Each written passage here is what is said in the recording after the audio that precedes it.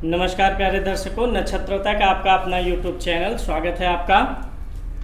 आज हम आपको बताएंगे कि आप अपनी कुंडली देख करके कैसे जान सकते हैं आपके अच्छे और बुरे ग्रह कौन कौन से हैं और उन ग्रहों का उपाय क्या है। अच्छे भी जान सकते हैं, बुरे भी जान सकते हैं कि कौन सा आपको भौतिक जीवन में उन्नति दे रहा है, भौतिक जीवन में उन्नति देने वाला और स्वास्थ्य को सही रखने वाला, कौन अच्छा ग्रह है कौन खराब ग्रह है। अगर आपको अपनी जन्म कुंडली का विश्लेषण करवाना है तो आप व्हाट्सअप करें अपना डेट ऑफ बर्थ, जन्म का समय, जन्म स्थान 7800771770 पर व्हाट्सअप करना है आपको। व्हाट्सअप के बाद तुरंत आपको एक मैसेज जाएगा जिसमें आगे की प्रक्रिया के बारे में लिखा रहेगा। चलिए आज के कार्यक्रम पे आते हैं। आपको जानना है आपके अच्छे और बुरे ग्रह कौन से हैं। ये आपकी जन्म कुंडली होती है। कुंडली आपकी सामने रहे, बिना किसी गुणा गणित के आप जान पाएंगे। देखिए आपकी कुंडली में 9 ग्रह कहीं ना कहीं लिखे होते हैं। सूर्य, चंद्र, मंगल, बुध, गुरु, शुक्र, शनि, राहु के कहीं ना कहीं पूरी कुंडली में लिखे हुए रहते हैं। पूरी कुंडली में 9 ग्रहों में कौन सा ग्रह अच्छा है आपका और कौन सा खराब, आइए इसको जानने का प्रयास करते हैं। आपकी कुंडली में कहीं भी अगर सूर्य ग्रह जहां लिखा हुआ है वहीं पर 1, 5 और 9 नंबर की गिनती लिखी हो तो सूर्य ग्रह आपका अच्छा माना जाएगा। अगर 1 नंबर की गिनती पर, 5 नंबर की गिनती और 9 नंबर की गिनती पर सूर्य लिखा है तो सूर्य ग्रह आपका अच्छा फल देने वाला है। सूर्य से संबंधित जो चीज़ें हैं, मान सम्मान, प्रतिष्ठा, आत्मविश्वास, पिता, पद आदि अच्छा आपको मिलेगा। लेकिन अगर वही सूर्य 10 नंबर, 11 नंबर और 12 नंबर की गिनती पर लिखा हो, मान लीजिए कि आपकी कुंडली में यहीं पर जो है 7 नंबर लिखा है और सूर्य है, यहाँ पर 12 में बोल दिया, गलत हो गया, सॉरी।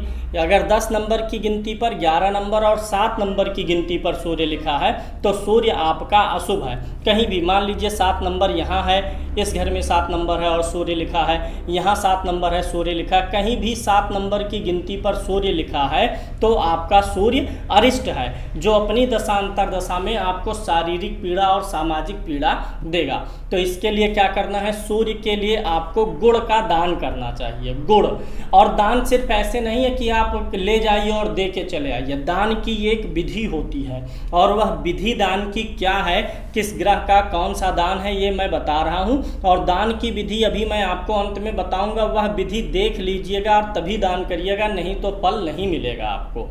इसी प्रकार से आपकी कुंडली में, पूरी कुंडली में कहीं भी चंद्रमा अगर 2 नंबर की गिनती पर लिखा हो, 4 नंबर की गिनती पर या 12 नंबर की गिनती पर लिखा हो तो वह अच्छा फल देगा। मान लीजिए चंद्रमा इस घर में है और यहीं पर 2 नंबर, 4 नंबर या 12 नंबर की गिनती हो, यहाँ हो 2, 4, 12 नंबर की गिनती, जहाँ सूर्य है वहीं पर 2, 4, 12 नंबर की गिनती हो तो चंद्रमा आपका अच्छा फल देगा, शुभ फल आपको देगा। लेकिन अगर चंद्रमा 8 नंबर की गिनती पर लिखा हो तो आपका चंद्रमा अशुभ फल देगा, अर्थात वृश्चिक राशि वालों के लिए चंद्रमा शुभ फल नहीं देता। ऐसे लोग अच्छे बुरे का पहचान नहीं कर पाते हैं।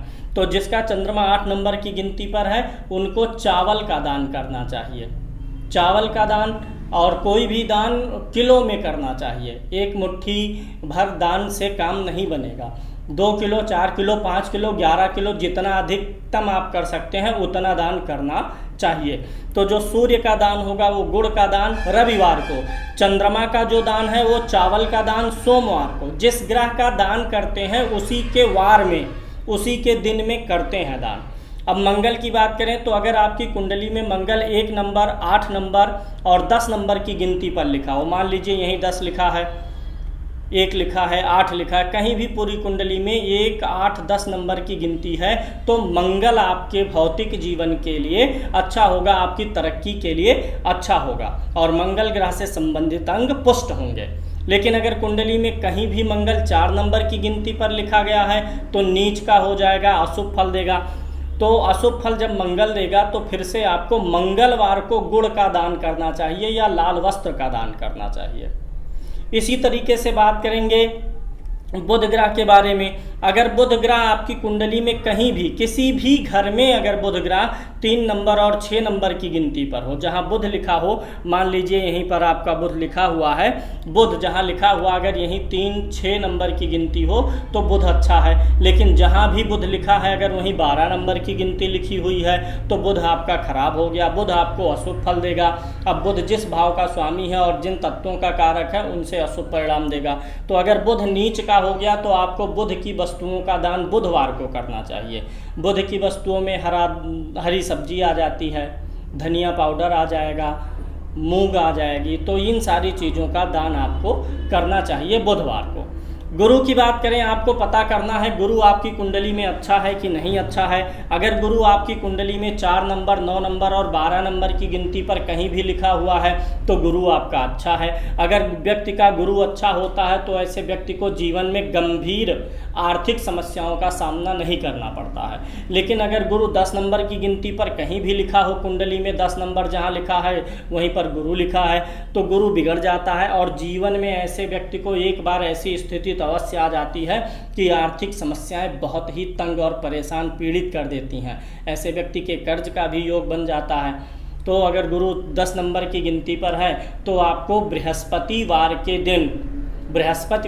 दिन दान करना चाहिए पीली वस्तुओं का। दाल हो गया, पीली दाल, चने की दाल हो गई, हल्दी हो गया, केला हो गया, पीला वस्त्र हो गया, और वेद पुराण जो होते हैं, कथा भागवत के ग्रंथ होते हैं, ये दान आते हैं बृहस्पति महाराज के लिए। इनका दान आपको बृहस्पतिवार को करना चाहिए। दान करने के पहले संकल्प की विधि होती है, वह मैं आपको अंत में बताऊंगा, अंत तक देखिए आप लोग। अगले नंबर पर चलेंगे, शुक्र के बारे में बात करेंगे। अगर आपकी कुंडली में शुक्र कहीं भी 2 नंबर, 7 नंबर या 12 नंबर की गिनती पर लिखा है तो आपका शुक्र अच्छा है। ऐसा शुक्र आपको घर का, गाड़ी का, भूम भवन, वाहन और घर के जो भौतिक भोग विलास के साधन होते हैं उनकी प्राप्ति करवाता है, विवाह में लाभ करवाता है, विवाह में अच्छे उपहार मिल जाते हैं। तो अगर शुक्र 6 नंबर की गिनती पर होगा तो नीच माना जाएगा, और अगर शुक्र नीच होता है तो ऐसे व्यक्ति के भौतिक जीवन में अगर भूम भवन, वाहन और घर के जो भौतिक सुख साधन हैं उनकी कमी होती है। अगर ये सारी चीज़ें हो भी घर में तो व्यक्ति के जीवन में शांति नहीं रह जाती है। तो शुक्र का उपाय, शुक्रवार के दिन चावल का दान कर सकते हैं, सुगंधित वस्तुएं, सेंट आदि का दान कर सकते हैं, घी का दान कर सकते हैं, अगर शुक्र ग्रह 6 नंबर की गिनती पर है तो। आगे चलेंगे और शनि ग्रह के बारे में बताएंगे। आपकी कुंडली में शनि ग्रह अच्छा फल देगा, खराब फल देगा। शनि ग्रह अगर 7 नंबर, 10 नंबर और 11 नंबर की गिनती में कहीं भी कुंडली में लिखा है, यहाँ शनि है और यहीं पर 7, 10, 11 नंबर की गिनती है, यहाँ शनि है, यहाँ पर 7, 10, 11 नंबर की गिनती है तो शनि अच्छा है। तो अगर शनि अच्छा होगा तो आपके अंदर परिश्रम और न्यायशीलता की शक्ति बढ़ेगी। अक्सर शनि जब 7 नंबर पर होता है तो ऐसा व्यक्ति टेक्निकल क्षेत्र में बहुत ऊंचाई तक जाता है। 7, 10 और 11 में शनि हो तो व्यक्ति वकील बन सकता है, बैरिस्टर बन सकता है। लेकिन शनि अगर 1 नंबर की गिनती में हो गया तो अशुभ हो गया, नीच का फल देगा। तो आपको शनि की वस्तुओं का दान करना चाहिए। अब शनि की वस्तुएं शनिवार को दान करनी है। शनि की वस्तुओं में क्या आ जाएगा? लोहे के सामान, चाकू हो गया, तावा हो गया, ताला हो गया, तो लोहे के सामान शनि की वस्तु में आएंगे। सरसों का तेल हो गया, डीजल हो गया, पेट्रोल हो गया, तो ये सारी चीज़ें शनि की वस्तुओं में आते हैं। इन वस्तुओं का दान शनिवार को करना चाहिए। राहु 3, 6 और 10, 11 नंबर की गिनती में अच्छा फल देता है, और केतु 9 और 12 नंबर की गिनती पर हो तो अच्छा फल देता है। अगर अब राहु केतु अगर आपके खराब कैसे हैं, आप राहु केतु के खराबी के लिए एक फार्मूला आजमा लीजिए। अगर आपको सपने में सांप दिखते हो, सपने में नदी, पहाड़, झील दिखता हो, नदी दिखता हो, पहाड़, झील दिखता हो, मलमूत्र गंदी चीज़ें दिखती हों, लाश जलना दिखता हो, आपको ऐसा महसूस हो कि कहीं सांप है, आपको भय लगता हो, डर लगता हो, तो आप जान जाइए आपका राहु और केतु खराब है। राहु केतु खराब होने पर आपको जो है सर्प का भय लगेगा, भूत प्रेत का भय लगेगा, और सपने में नदी, पहाड़, सर्प, झील, मल मूत्र आदि दिखेंगे।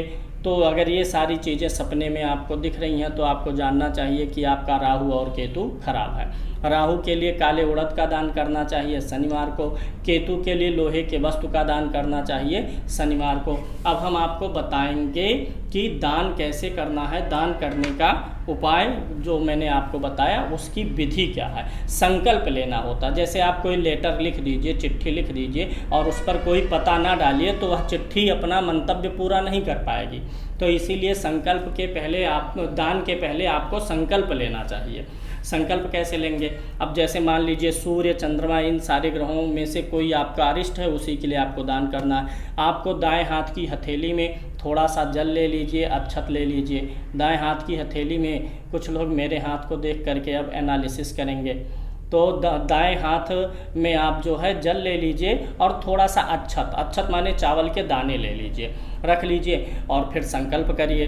बोलना है आपको, मैं फला व्यक्ति, मैं फला मतलब अपना नाम बोलिए, मैं फला व्यक्ति अपने, अब जिस ग्रह का दान कर रहे हैं उस ग्रह का नाम लेना होगा। मैं यहाँ पर मान लेता हूँ कि मेरा जो है राहु खराब है और मुझे राहु का दान करना है, तो राहु का दान क्या हुआ? उड़द। तो मैं संकल्प करूँगा, मैं आदित्य द्विवेदी अपने राहु ग्रह की शांति के लिए, राहु ग्रह के अशुभ फल की निवृत्ति के लिए और राहु ग्रह के शुभ फल की वृद्धि के लिए काले उड़द का दान कर रहा हूँ। अगर ऐसे मान लीजिए बुध का कर रहे हैं तो आप क्या बोलेंगे? हाथ में जल अक्षत ले लेंगे कि मैं फला व्यक्ति अपने बुध ग्रह के अशुभ फल की शांति के लिए और शुभ फल की वृद्धि के लिए हरी सब्जी का दान कर रहा हूँ। ऐसे जिस ग्रह का करेंगे उस ग्रह का नाम लेकर के बोल के जल और अक्षत उसी वस्तु पर डाल देना है।